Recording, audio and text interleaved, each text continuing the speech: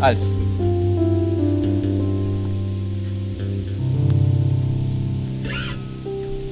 Convidado pelo nosso pastor, né, para pregar no dia de hoje, estará fazendo assim o Alisson. Tenho certeza que nós seremos ainda agraciados por aquilo que Deus ainda tem para nós. O Senhor é uma fonte inesgotável. Então, esteja atento, esteja preparado, que Ele ainda tem algo para você nessa manhã, por intermédio da palavra que vai ser ministrada. E nós vamos, portanto, ouvir o Alisson com muito carinho. Vamos ouvir o Alisson bem atentos, porque se você não ficar atento, você perde a benção. Vamos ficar ligados. Alisson, Deus abençoe. Seja tu uma vez mais instrumento de Deus, como tem sido até aqui, para a glória de Deus. Em nome de Jesus. A paz do Senhor Jesus à igreja.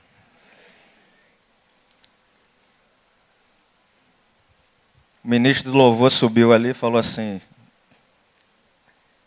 estou precisando de um renovo. Aí quando Deus usou ele ali, de forma tão própria, juntamente com todo o ministério, eu fiquei imaginando os pregadores do passado, que subiam os 15 degraus, Charles Spurgeon, antes de pregar, e dizia: eu dependo do Espírito Santo. Eu dependo do Espírito Santo. E quando Deus usava os homens, usavam com muita propriedade. E aí vem pastor Denilson, eu disse a ele: muito obrigado. O senhor abriu o culto com o Salmo 34, dizendo: bendirei ao Senhor em todo tempo, o verso 1 diz. E eu louvei a Deus porque ele praticamente abriu a pregação que Deus me deu. E eu fiquei imaginando os crentes que iniciam o culto de domingo e chegam ali atrás e ficam olhando para o púlpito para ver quem está aqui no púlpito.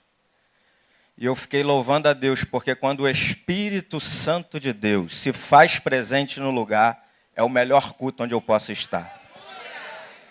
Isso é maravilhoso. Eu louvo a Deus pelo privilégio de estar aqui mais uma vez. Agradeço ao pastor Neil pelo convite, pelo crédito dado ao nosso ministério. Pastor Denilson, que para mim, não porque está presente, mas já disse ele muitas vezes, um referencial para mim, porque quando olho para ele, Deus me lembra só uma coisa. No seu ministério você tem que ser humilde, igual esse homem. Simples. Eu queria pedir 2 pessoas. Pai, por favor, se coloque de pé. E a mulher mais linda do mundo, se coloque de pé, por favor. Queria honrar vocês, porque eu só posso estar aqui. E com certeza vocês 2 colaboram e muito para que eu possa estar de pé ministrando esta palavra. E eu esqueci da última vez minha irmã, que está lá nos Estados Unidos com seu esposo Márcio. Um grande abraço. Minha mãe não pôde estar hoje, mas vocês são muito preciosos para mim. A igreja, o carinho dos pastores e dos irmãos, tem sido de muito valor para mim. Que Deus vos abençoe. Pode se sentar, pai. Salmo 13, por gentileza.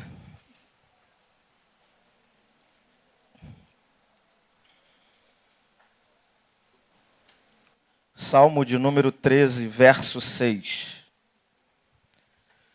Gostaria de, quando você abrir a sua Bíblia, você voltasse os seus olhos para o verso 6. Digo isso porque quando nós olhamos para esse verso 6, me parece que esse homem está vivendo o melhor momento da sua vida. Me parece que esse homem está celebrando a vida, porque talvez ele está vivendo uma grande vitória. Ele está vivendo, como dizem os cristãos, uma grande bênção. Mas só parece, porque esse homem começou uma caminhada e uma jornada, como foi dito no início do culto, muito difícil. E é por isso que o salmista também, no Salmo 34, disse: bendirei ao Senhor em todo tempo, na dor e na alegria, na bonança e quando eu tiver escassez de tudo. E o salmista, no verso 6, eu quero ler com você, diz assim: cantarei ao Senhor, porquanto me tem feito. Vamos ler junto agora? Cantarei ao Senhor, porquanto me tem feito muito. Agora, pela última vez, vamos enfatizar o muito bem. Porque Deus tem feito muito, mas na vida dele fez muito bem. Então, em uma só voz, cantarei ao Senhor, porquanto me tem feito muito bem. Agora vamos ler do 1 em diante, para a gente entender o que esse homem viveu. Até quando, Senhor, esquecer-te-ás de mim para sempre? Até quando ocultarás de mim o rosto? Até quando estarei eu relutando dentro de minha alma com tristeza no coração cada dia? Até quando se erguerá contra mim o meu inimigo? Atenta para mim, responde-me, Senhor Deus meu. Ilumina-me os olhos para que eu não durma o sono da morte. Para que eu não durma o sono da morte, para que não diga o meu inimigo prevaleci contra ele e não se regozijem os meus adversários vindo eu a vacilar. No tocante a mim, confio na tua graça. Regozije-se o meu coração na tua salvação. Cantarei ao Senhor, porquanto me tem feito muito bem. Vamos orar pela última vez, mesmo assentados? Senhor, nesse exato momento, eu tenho toda a convicção de que, nesse momento, não dependemos prioritariamente de conteúdos e canudos e formações, mas somente e prioritariamente do Teu Espírito Santo. E eu te peço que nessa manhã o Teu Espírito convença-nos do pecado, da justiça, do juízo, que o Teu Espírito Santo nos levante, que o Teu Espírito Santo alegre aquele que está abatido, que o Teu Espírito Santo coloque de pé esse combatente, esse homem e mulher de Deus que se encontra aqui presente. Nós oramos assim em nome de Jesus. Amém. É um fato que na nossa caminhada cristã, dias ruins existem. E existem na vida de todos nós, principalmente os cristãos. Dias de tempestade, dias de escuridão, dias em que nós acordamos e parece que o céu é de bronze. A dor está na agenda de todo cristão. O sofrimento, a angústia, o lamento, o choro, ele está na agenda de todo cristão, mesmo que você ainda não o tenha vivido. Mas é interessante que quando nós ligamos a televisão e observamos os conteúdos evangélicos que tem hoje na mídia, me parece que eles nos informam que o sofrimento, que a dor, que a angústia, que o lamento, que a lágrima, que o deserto, que o processo, que o vento não está na nossa agenda. Mas ele faz parte da nossa agenda. Porque Jesus disse, no mundo tereis, mas tem de bom ânimo. Se liga, meu filho, acorda, desperta tu que dormes. Porque você vai vencer o mundo porque eu venci.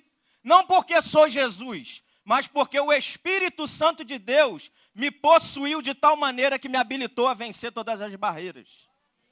E aí você pode estar aqui nessa manhã dizendo, estou vivendo o pior processo da minha vida.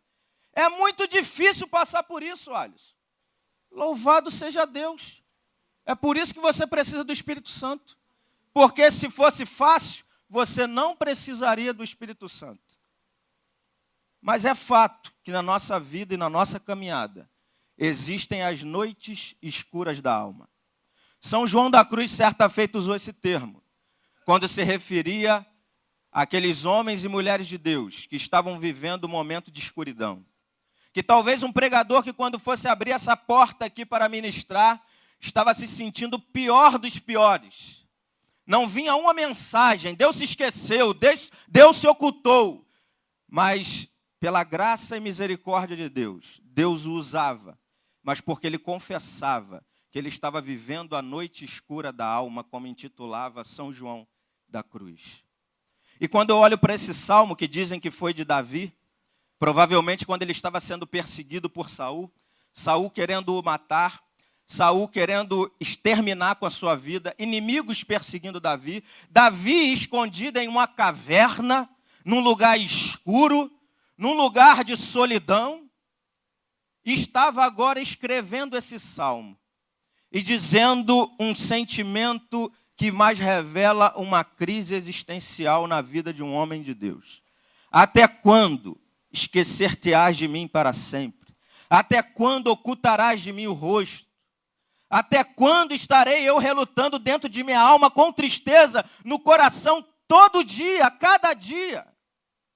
É uma crise existencial que esse homem de Deus está vivendo. E ele revela isso no Salmo 10, porque, Senhor, te conservas longe. No Salmo 6, verso 3, ele diz, a mesma coisa, também a minha alma está profundamente perturbada. Mas tu, Senhor, até quando?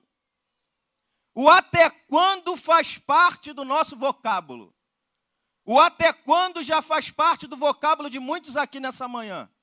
Dizendo, até quando eu vou viver essa miséria de casamento?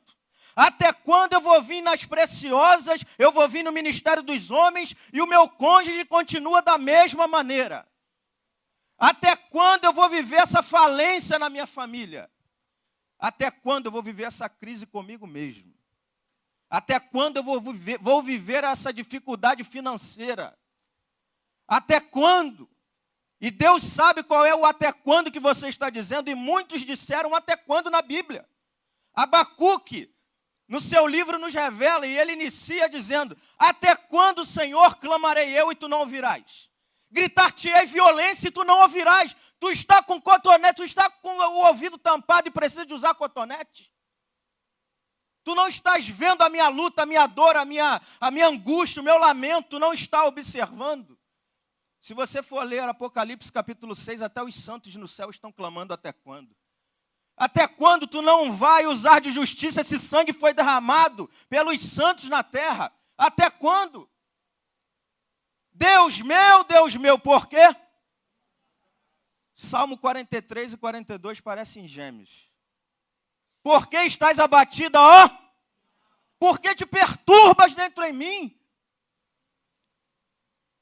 E nós, nessa manhã, ou pelo menos a maioria de nós, ou alguns de nós, estamos vivendo essa noite escura da alma e dizendo, até quando?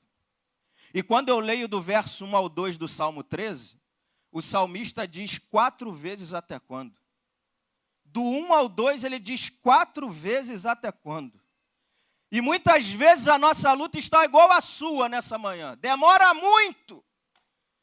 Eu oro, eu busco, eu estou andando com Deus e está demorando muito, Senhor.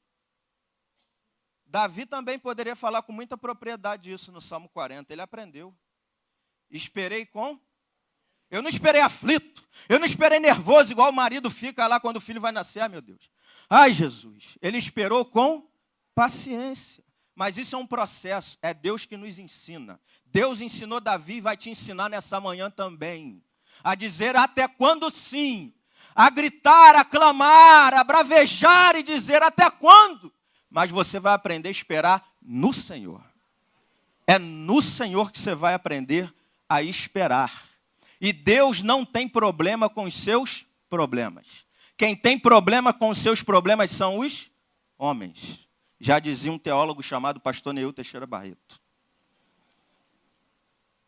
Mas Deus não tem problema com as nossas crises, até porque ele disse a Isaías, vinde, vamos bater um papo, vamos trocar uma ideia, rasga a alma, fala qual é o teu problema, grita, estão te perseguindo no trabalho, estão te humilhando, você está sendo humilhada dentro do lar, grita, fala minha filha, fala comigo que eu estou aqui contigo. E o salmo que eu mais gosto é o 23, verso 6, ainda que eu ande, eu vou passar no vale, mas não temerei mal algum, por quê? Tu estás comigo.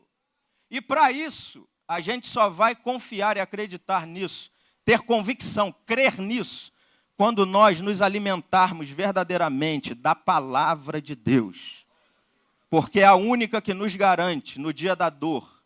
E é nela que eu confio que diz, eis que estou convosco todos os dias. Não sinto nada, é porque o evangelho não é sentir, o evangelho é crer. Evangelho não tem nada a ver com o meu sentimento, mas sim com o meu comportamento. E quando eu olho para esse salmo, eu vejo isso. E eu acho lindo, porque Davi está escrevendo o Salmo 13. Ele escreveu e publicou no jornal chamado Bíblia. Nos ensinando que todo homem de Deus e toda mulher de Deus passa crise. passa a prova, passa no deserto, e Davi não teve pretensão nenhuma de esconder as suas crises. Não teve nenhuma. Porque hoje, no arraial evangélico, quando a gente vai em determinadas igrejas e fala assim, eu estou no vento, estou na prova, aí vem uma irmãzinha ou um irmão mais ungido que o outro e fala o quê? Está dando legalidade, irmão. É porque você está orando, você não está andando com o Senhor, alguma coisa, há uma brecha na tua vida. Porque prova não faz parte da agenda de um cristão. Você é a cabeça e não... Mas aí você tem que dizer para ele, pega um versículo só e diz, ó, o meu mestre disse que no mundo eu teria aflição. Mas é para que eu tivesse bom ânimo, porque ele venceu, porque o Espírito Santo capacitou. Porque quando ele iniciou o ministério, ele disse, o Espírito Santo de Deus está sobre mim. Ele está sobre porque ele que coordena. Ele não está atrás de mim porque não é eu que tenho que aparecer, é ele na minha vida. Porque quando eu vencer, quando eu alcançar a vitória, a honra vai ser somente dele. Aleluia. Um homem ou uma mulher de Deus passa crise. Nessa hora, a gente observa Davi, que era um homem segundo o coração de Deus, que cria que Deus era fiel. E ele está dizendo, até quando tu vai se esquecer de mim? Até quando tu vai ocultar o teu rosto de mim? Ele estava sentindo isso. E Deus nos ensina nessa manhã, através da sua palavra, que fé, como já disse, não tem nada a ver com sentimento. Fé tem a ver com comportamento. Quantos aqui acreditam em Deus? Levanta a mão, por favor. Esse, muitas vezes, é o meu problema. A gente não pode acreditar em Deus. Que isso, Alisson? Porque acreditar é dar um crédito após... Acreditar é dar um crédito depois. É dar um crédito depois que aconteceu. E como já foi dito aqui, eu não vivo porque eu estou vendo, mas eu vivo pelo que eu creio. Então, fé não tem nada a ver com sentimento, e sim com comportamento. Eu não estou vendo nada acontecer na minha casa, na minha vida, no meu contexto, mas eu creio que Ele é poderoso para fazer infinitamente mais, além daquilo que eu possa pedir ou pensar. Eu creio. É convicção. Fé é o firme fundamento das coisas que se esperam e não se veem. Eu gosto do pastor Roque Balboa. Eu gosto dele. Já passei um vídeo dele uma vez nos Valentes de Davi. O pastor Roque Balboa diz que a gente não vence na caminhada cristã pelo quanto que a gente bate, mas pelo quanto a gente consegue suportar as pancadas na vida. Eu gosto de crente que cai no chão, chora, o olho roxo, mas ele levanta igual o Roque Balboa. Continua, meu filho. Continua me ensinando, continua ministrando no meu casamento, dizendo que eu estou ruim. Continua dizendo que eu estou torto. Sim, vai doer, vou chorar, mas vou acertar o prumo, irmão. Porque Deus está na minha vida. E eu vou completar a carreira, como disse Paulo. E eu gostei, quarta-feira passada, quando veio o africano aqui pregar, falei com o pastor Denilson. O senhor veio no culto? Ele disse, fiquei sabendo. O varão falou que quase desistiu do ministério, falou para ele, vou desistir. Aí Deus falou para ele assim, pode desistir, meu filho. Desista, você tem todo o direito. Agora você não vai ter o prazer de dizer como o apóstolo Paulo no final da sua vida. Combati um bom combate, a minha vida não foi fácil. Completei a carreira, guardei a fé. Aleluia. Aplauda o Senhor, querido. Oh, glória.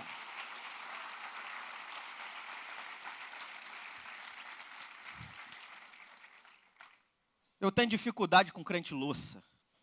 Crente de louça de porcelana. Qualquer coisinha, me deram oportunidade. Aí o irmão não falou comigo. A prova está doendo muito, eu vou desistir. Eu gosto de crente valente, irmão. Que cai no chão, chora, grita ai, grita ui. O pastor está ministrando, o cerol está correndo solto, igual foi no dia do Ariovaldo Ramos. E eu estou de pé, irmão. Estou de pé, porque quem me capacita é Deus a viver essa crise existencial na minha vida. A dizer os até quando, Senhor, e concluir a carreira. E nesse momento a gente não precisa de um pacote de doutrina que diz, meu irmão, você tem que fazer isso, tem que fazer aquilo, é uma regrinha, tem que fazer um plano para você alcançar isso. Não, é confiar no Senhor. é abrir a alma, é rasgar a alma e dizer, eu confio em ti. E eu quero te dizer que na tua vida nessa manhã, você que está vivendo um Salmo 13, você vai viver o Salmo 16. Na vida de todo mundo tem um Salmo 13, mas na vida do cristão está esperando ele, o Salmo 16, quando ele vai dizer, o Senhor é a minha porção, a minha herança.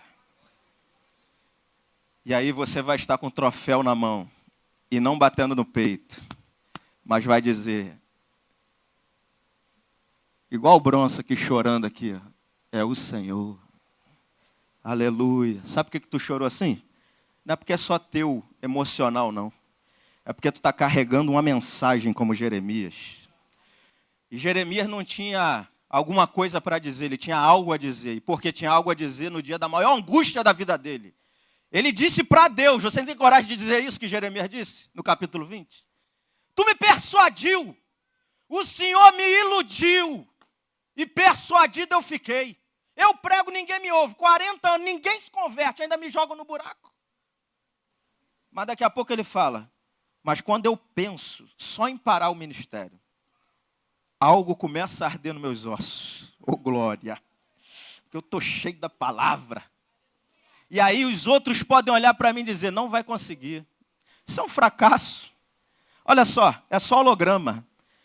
Mas continue, irmão. Você vai mostrar para ele que a tua vida não é holográfica. Tu vai mostrar para ele que tua vida é verdadeira. Porque você é um combatente e vai completar a carreira. Davi viveu picos na vida, mas também viveu vales. E quando a gente vai observando essa caminhada dele do verso 1 até o 6, a gente vai vendo essa crise interna dele. Até quando, Senhor? Até quando esquecer-te-ás de mim para sempre? Faz muito tempo que o Senhor não opera na minha vida. Faz muito tempo que o Senhor não age na minha vida. Até quando tu vai se ocultar? Parece que eu não tenho mais acesso à tua presença. Eu não sinto mais. O Senhor não age na minha vida. É tristeza todo dia. É todo dia tristeza. Os meus inimigos, até quando eles vão prevalecer contra mim?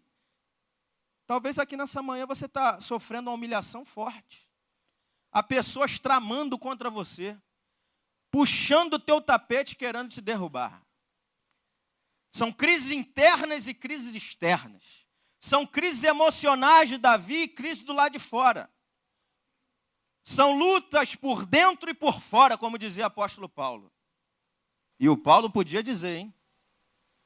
Porque ele foi perseguido em Damasco, rejeitado em Jerusalém, esquecido em Tarso, apedrejado em Listra, foi preso em Filipos, foi escorraçado de Tessalônica e Bereia, foi chamado de tagarela em Atenas, enfrentou feras em Éfeso, enfrentou um naufrágio para Roma, foi picado por uma cobra em Malta, e diz a história que ele foi decapitado no final da sua história.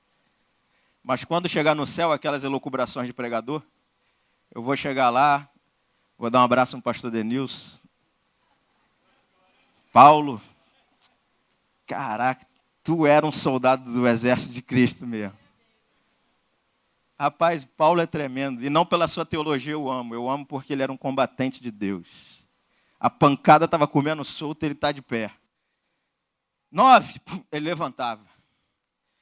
Alguém se ameaçou jogar a toalha, ele não joga, não jogue.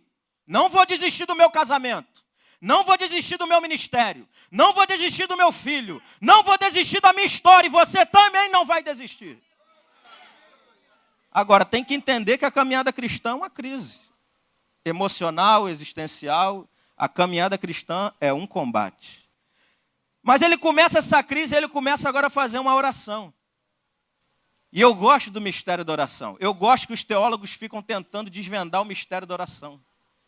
E aí eu já disse isso, e vou dizer de púlpito, porque já disse para ele, já disse para alguns, não porque o que ele disse, porque eu entendo o que o pastor diz, mas muitos querem interpretar da forma dele. E o pastor Neil diz assim, se eu oro, Deus opera. Se eu não oro, Deus, então para que eu oro? Aí os crentes que não gostam de oração, falam assim, para que eu oro? Está vendo? O pastor disse que não é para orar. O pastor não disse nada disso que não é para orar.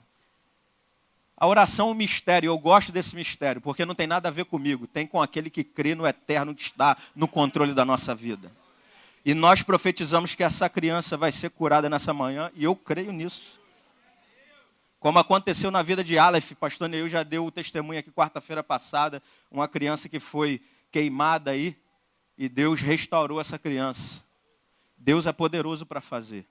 E eu gosto desse mistério da oração porque o salmista começa: atenta para mim, olha para mim, responde-me porque o Senhor não fala há muito tempo. Atenta para mim, responde, Senhor Deus meu, ilumina-me os olhos para que eu não durma o sono da morte. O que ele está dizendo? Não quero perder o brilho da vida. Não me deixe perder o brilho da vida, de acordar de manhã e ver a desgraça do meu lado, mas acreditar, Deus é poderoso para fazer infinitamente mais, além daquilo que eu possa pedir ou pensar. Não me deixe perder o brilho da vida, tirar a escama dos olhos e enxergar o que Deus já tem feito por mim. E dizer, cantarei ao Senhor, vou cantar, porquanto Ele me tem feito muito bem. Muito bem. É o que esse homem está dizendo, a minha crise é real, mas eu não vou me entregar a ela. Eu queria deixar com você 4 verdades desse salmo. E a primeira verdade desse salmo que eu destaquei é que as aparências geralmente nos enganam. Quando nós estamos vivenciando uma luta, quando nós estamos vivenciando um processo difícil na vida, quando nós estamos vivendo essa crise emocional, existencial, conjugal, familiar, seja ela qual for, geralmente as aparências nos enganam. A terra, ela parece que é plana, mas ela é redonda. O sol, quem já foi em Arraial do Cabo, no Pontal do Atalaia? Quem já foi em Arraial do Cabo, no Pontal do Atalaia, levanta a mão. Foi com a tua namorada, tua esposa? É lindo aquilo lá, né? Nos meus 6 anos de casado, eu fui com Sabrina. Aparentemente, parece que o sol é que gira em torno da... Mas é a terra que gira em torno do sol. O céu parece que é azul, mas ele não é. Geralmente as aparências vão nos enganando. Quando a gente está vivendo uma crise, a gente tem um conceito de Deus equivocado. A gente começa a criar um Deus que não é o que está na Bíblia. Deus se esqueceu de mim, Deus não me ama, Deus não me quer, Deus não me usa, Deus me abandonou. As aparências geralmente nos enganam. As crises fazem com que nós comecemos a identificar Deus de forma equivocada. Quando eu olho para a vida de José, eu acho lindo. Um homem crente, igual a você e eu, se batizou na Igreja Batista Betânia. Um homem ungido, um homem cheio de sonhos, um homem cheio de defeitos, mas que Deus deu a ele sonhos. Como já disse Ariovaldo Ramos, Deus não dá sonho aos preparados. Deus prepara os quais Ele dá sonhos. Então você que nessa noite se sente o pior dos crentes e tem sonhos, continue. Porque Deus está lhe preparando e é por isso que Ele já lhe deu os sonhos. Mas José, um homem que tinha sonhos, um dia foi levado pela caravana, aparentemente, do inferno.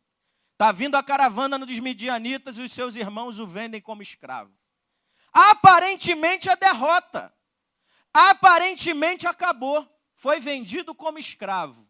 Mas olha como é que Deus opera. Permite esse jovem ser vendido como escravo. Vai para o Egito. Aprende a língua, aprende a cultura. Deus o usa como sal naquele ambiente devasso.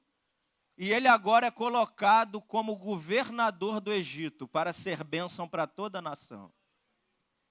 Ele foi humilhado pela família e humilhado no Egito. Mas Deus o honrou. E eu gosto, e você vai ver isso lá em Gênesis 42, 36, não precisa abrir, depois você lê em casa. Quando houve fome na terra, e todos tinham que ir ao Egito para pregar alimento, José identificou os seus irmãos e deixou um e mandou dizer, olha, traz o Benjamim, o mais novo. E era o queridinho do Jacó. Jacó que há 30 e poucos anos achava que aparentemente o seu filho havia morrido, que era só desgraça na sua vida. Chega o recado, olha, o governador do Egito está dizendo que a gente só pode voltar lá para pegar comida se o senhor mandar o Benjamim. Ele, que isso? É uma desgraça na minha vida, é só derrota. Olha só o que está acontecendo na minha vida. Já perdi José, o meu filho precioso, que eu dei uma capa colorida especial para ele. Eu perdi esse menino lindo. E agora ele quer levar Benjamim, quer destruir, acabar de destruir a minha história. Eu ia à sepultura triste. E aí os filhos falando, não pai, envia. Mal ele sabia que prestes iria acontecer um encontro com seu filho, que agora não era mais escravo, mas governador do Egito. Mas interessante é que quando você vê no 43:11 de Gênesis, Jacó, regido pelo espírito de profecia, diz assim, tudo bem, vou enviar ele. Mas antes disso, leva um presente para José. E olha o presente que Jacó dá, regido pelo espírito de profecia de Deus. Envia para ele um pouco de bálsamo e um pouco de mel. Bálsamo simboliza a cura das feridas de um soldado. E o mel simboliza a alegria, o renovo, o restabelecimento de um soldado. E José, que foi humilhado, angustiado desde a sua família até o Egito, e é por isso que um dos nomes dos filhos dele ele deu, Deus me fez esquecer da terra da minha aflição. E Deus agora está usando o próprio pai, com o espírito de profecia, para enviar ele um pouco de cura, um pouco de mel de alegria na sua vida. E agora, aparentemente, aquilo que era derrota na vida de José, foi uma grande vitória na sua vida. Mas ele precisou passar no deserto para Deus operar grandes coisas em sua vida. É por isso que você, aparentemente, nessa manhã, está vivendo esse processo e essa dor, e está chorando muito. Mas Deus está preparando para você coisa grande, que não tem nada a ver com material, mas com espiritual, com estar enraizado na palavra de Deus, sem um tostão no bolso, mas está dizendo, estou cheio da presença de Deus. Ontem eu estava dizendo a uma amiga minha, uma filha na fé aqui, a Nete, Sabrina estava lá no encontro de casais, todo mundo foi embora, Sabrina ela já estava lá na sobrancelha das irmãs. Qualquer coisa, fizer a sobrancelha com ela mesmo. Isso manda que é uma beleza. Aí a Nete lá olhando comigo, esperando ela, fazendo a sobrancelha da irmã ali. Aí a Nete falou assim, rapaz, é triste. Não no caso daquelas irmãs, mas a gente estava comentando algo que estava no contexto, e ela disse, é triste quando a gente vê uma pessoa bonita por fora, mas vazia por dentro. É preferível você estar com a sobrancelha feia. Não te convido a fazer isso. Fique linda para o seu marido, para que ele possa vir para o congresso já no reteté do Senhor, cheio de Deus, porque a varoa está nos trinques.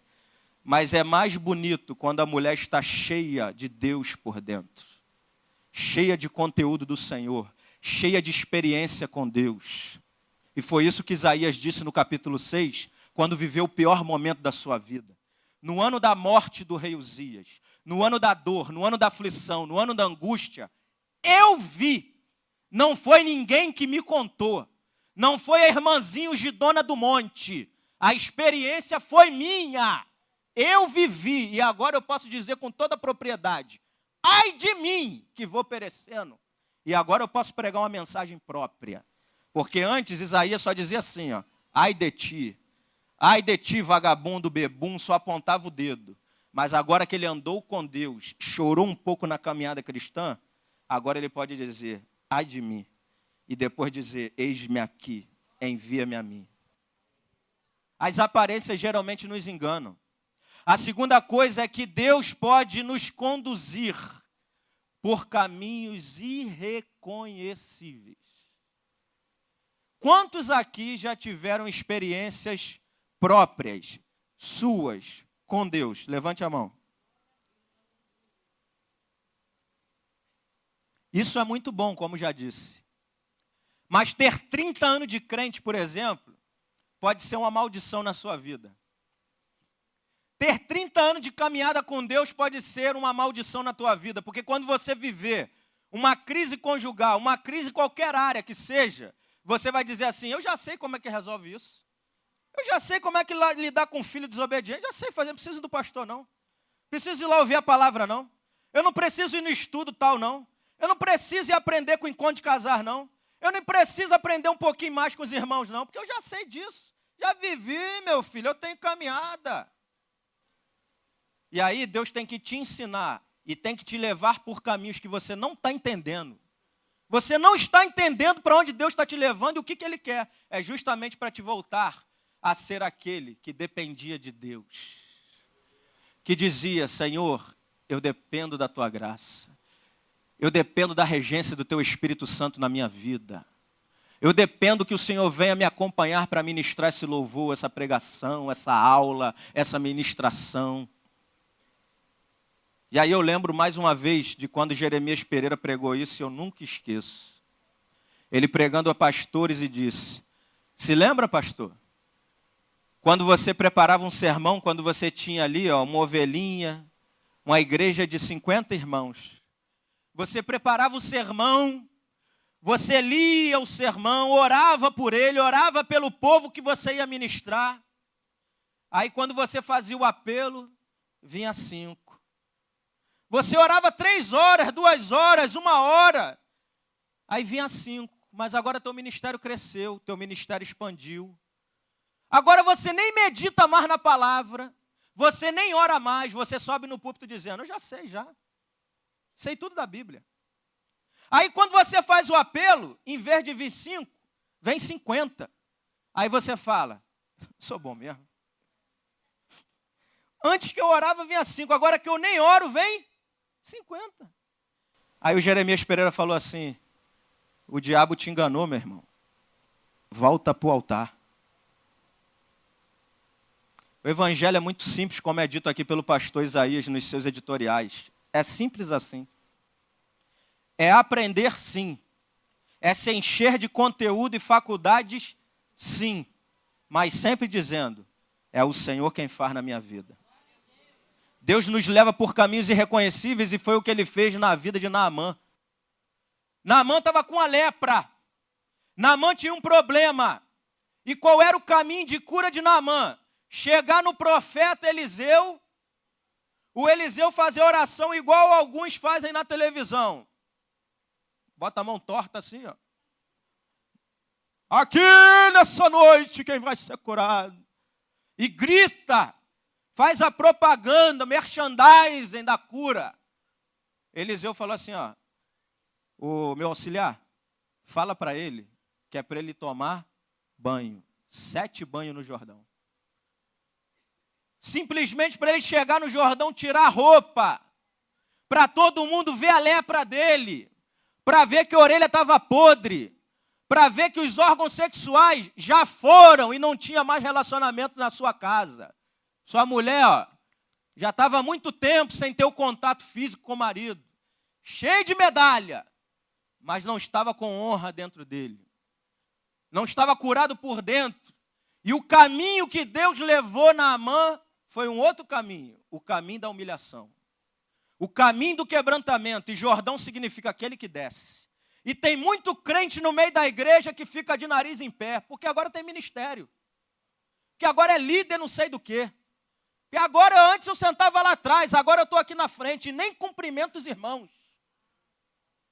Passa na frente de um, olha como se fosse um qualquer. Eu faço questão de cumprimentar um irmãozinho que se batizou comigo todo domingo. Está lá naquela porta, abrindo a porta para você, e todo dia eu cumprimento ele, falo, fala meu irmão, que Deus te abençoe. Eu não esqueço das minhas raízes, jamais esquecerei, porque Deus tem me ensinado a descer no Jordão. Uma vez o irmãozinho chegou aqui para mim e falou, meu filho, onde é que você estava? Nunca te vi nessa igreja. Deus tinha nos dado uma oportunidade de ministrar. Meu filho, onde é que você estava? Eu falei, meu filho, estava na casa do oleiro. Lá na casa do oleiro. Deus chamou Jeremias e falou, vai para a casa do oleiro, desce. Depois você aparece. E quando aparecer, não esquece de me honrar, hein? Quando vir alguém dizer, você foi bênção, eu vou estar só te olhando. Tu era, como diz o ministro do louvor, tu era mó maconheiro, agora tu está querendo receber glória. Tu era mó adúltero, cara. Tu é mó 7-1 e está querendo receber glória. O caminho que Deus quer nos levar, muitas vezes a gente não está reconhecendo, é o caminho da obediência. Pastor Neil disse uma frase, eu guardei. O problema de Naamã não era a lepra. O problema de Naamã é que ele não sabia conjugar o verbo obedecer. E a gente não está aprendendo a conjugar esse verbo para que Deus possa nos dar vitória no dia de amanhã. É o caminho irreconhecível de Gideão. 135 mil inimigos para ele combater. No mínimo ele precisa de quanto? Chuta aí, Ricardo, chuta aí. Metade? Metade, 40 mil. 70 mil. Deus chega para ele e fala, começa aí com 32. Mas calma, não vai com 32 não. Ué, Gideão já olha, calma aí, senhor. 135 mil inimigos. 32 mil que estão do meu lado. O senhor ainda tem alguma regra, algum caminho que o senhor tem que me conduzir? Calma. Grita por aí. Os covardes vão embora, hein? Os frouxos vão embora. Aí de 32 mil, 22 mil vaza. Fica 10 mil para destruir 135 mil. Gideão, olha que caminho é esse que Deus está me levando, meu Deus. Como é que eu vou vencer? São 12 anos de ministério. Foram 12 anos para Deus me dar essa vitória. É o caminho que Deus leva. Aí Deus fala, agora eu vou, né, Deus? Aí Deus, calma, meu filho. O meu caminho é outro, meu filho. O meu caminho é outro. E o meu caminho é uma frase que eu vou dar a um teólogo lá na Igreja Batista Betânia, que um dia ele vai falar lá na frente. Um com Deus é? Um com Deus é? Leva o povo para beber água. Os que tiverem como louco bebendo sem vigiar, tu separa para um lado. Os que tiverem vigiando, segurando o armamento, separa para o outro. 9.700 para lá. 300 para cá. Gideão olha e fala, Senhor, opa, tá bom. Ups, volta. 300 de Gideão. Para destruir 135 mil é o caminho que Deus leva. Chega no vale onde estão os inimigos e Deus tem uma estratégia. Leva a tocha, leva o cântaro dentro, esconde a tocha dentro do cântaro, imagino eu, porque ninguém ia vir com a tocha para todo mundo ver eles lá em cima. Quando chegar no vale, lá perto, lá onde eles estão, no arraial, lá embaixo, quando vocês gritarem, espada do Senhor, espada de Gideão, vai fazer um eco lá, eles vão acordar assustados, vocês quebram o cântaro, a tocha vai aparecer e eles vão ser destruídos. E foi o que aconteceu. Os inimigos começaram um matar o outro, desesperado, pensando que era inimigo, e os 135 mil foram destruídos por 300 de Gideão. Porque um com Deus é maioria, meu filho. Sabe quando é que Deus vai te dar vitória na tua vida vai iluminar, a tocha vai aparecer? Quando o cântaro da tua vida quebrar. Só aparece luz na nossa vida quando o vaso, faz assim, ó, o vaso quebra.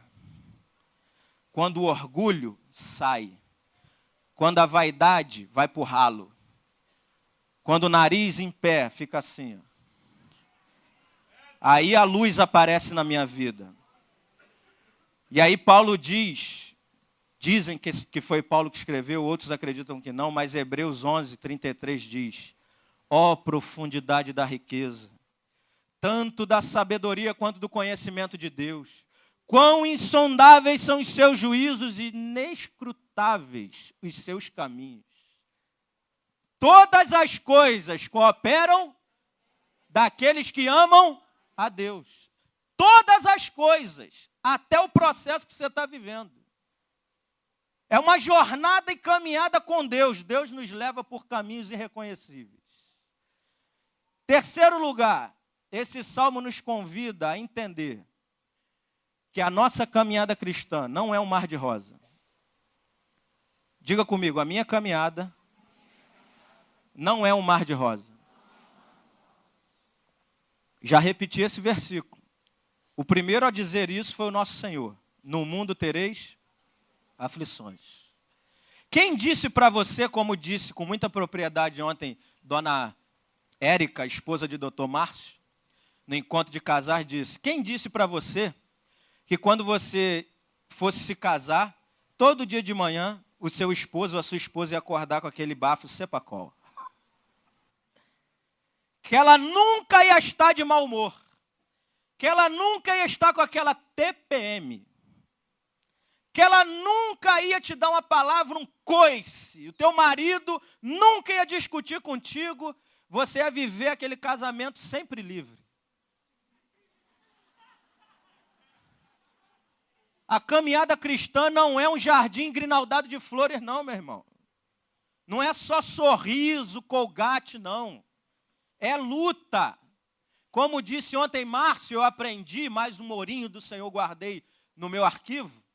que Deus, quando me dá Sabrina, Ele prioritariamente está me dando o privilégio que eu, primeiro, venha me encontrar, venha me resgatar, venha ser o homem original que Deus sempre quis que eu fosse, benigno, longânimo, paciente, amoroso. E sabe como é que Deus vai fazer isso? Te dando a tua esposa com TPM. Te dando o teu esposo nervosinho, todo mal criado, bagunceiro daquele jeito. Para você dizer como Paulo, preencho no meu corpo os sofrimentos que restam de Cristo. E como? Dando suporte ao meu cônjuge. Criando para ele um ambiente propício à conversão dele.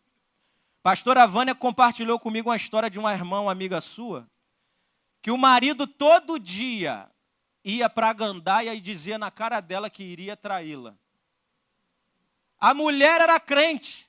Eu chego a me arrepiei quando Vânia me contou. Falou que a irmã chegava, passava a roupa para o marido, botava o perfuminho, o sapato e falou, já vai, meu amor? Porque ele desafiava ela dizendo que ia, e ela passava a roupa, está aqui sua roupa, tá? Deus te abençoe, vai com Deus. Esse A eu entendo, porque é difícil a caminhada, ninguém disse que era fácil. Eu estou dizendo um resumo do contexto. Vai com Deus. E Vaninha disse que um certo dia esse homem se sentiu tão incomodado, as chamas, as brasas começaram a queimar.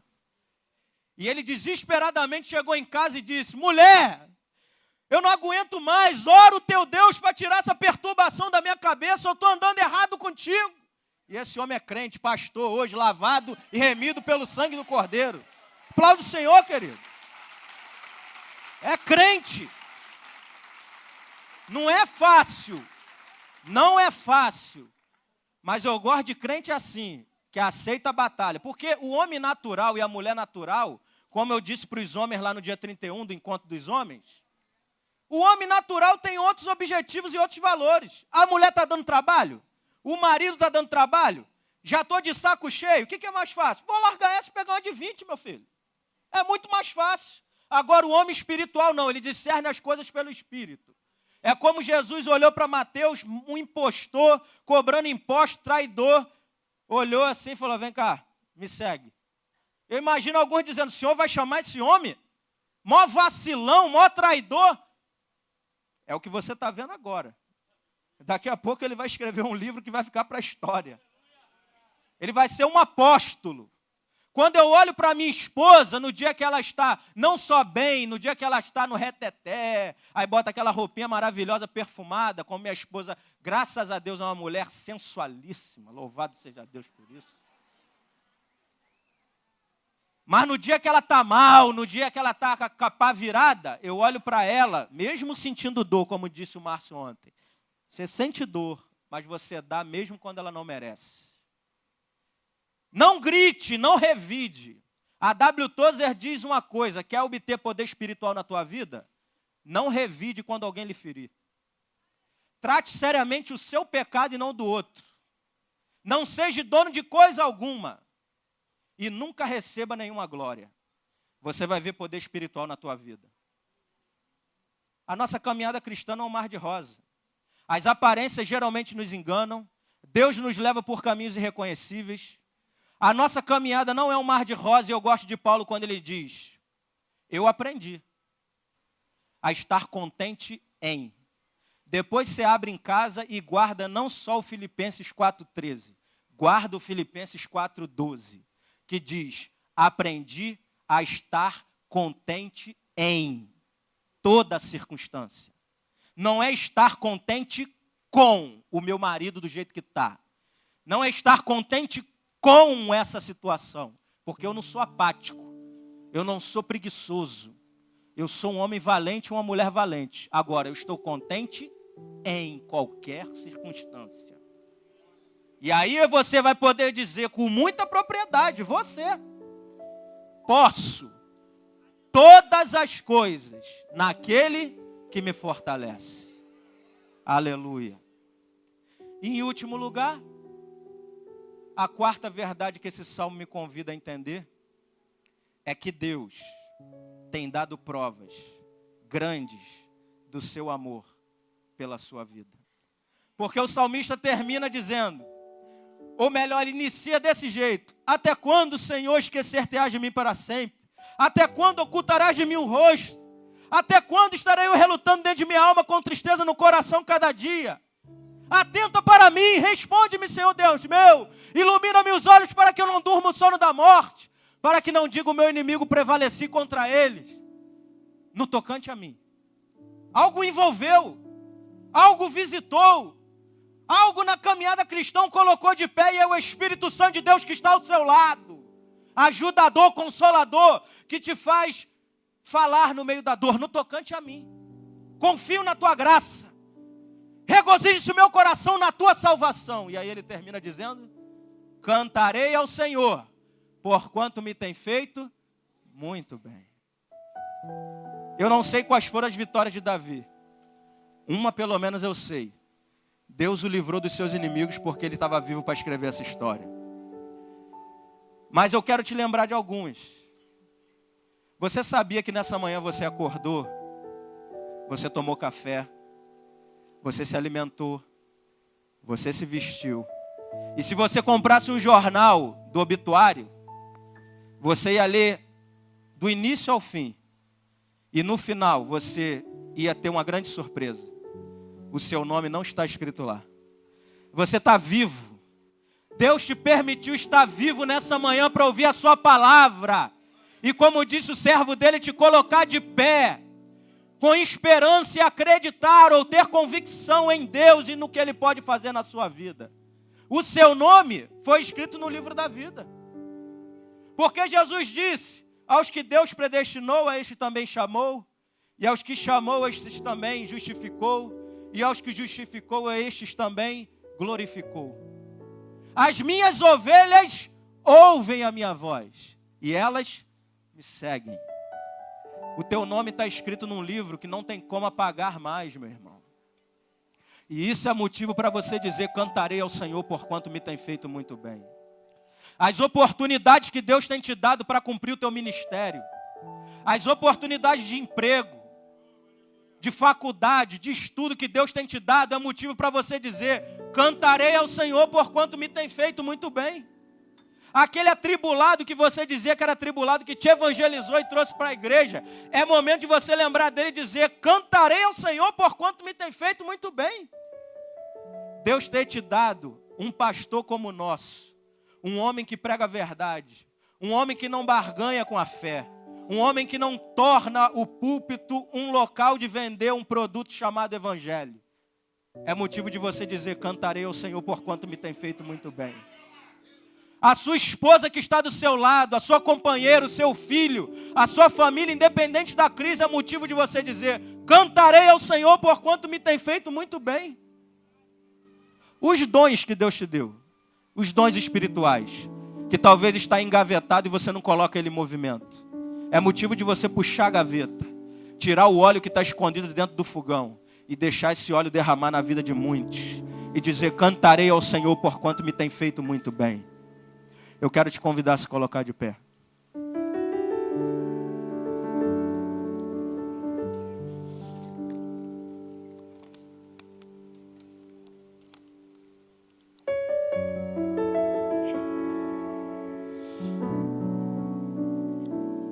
Eu quero te convidar a dizer esse salmo agora de forma diferente. Não vou chamar ninguém para vir à frente. Sei que há muitos aqui que estão vivenciando isso, essa angústia, essa caminhada, essa jornada. O caminho entre a dor e a celebração.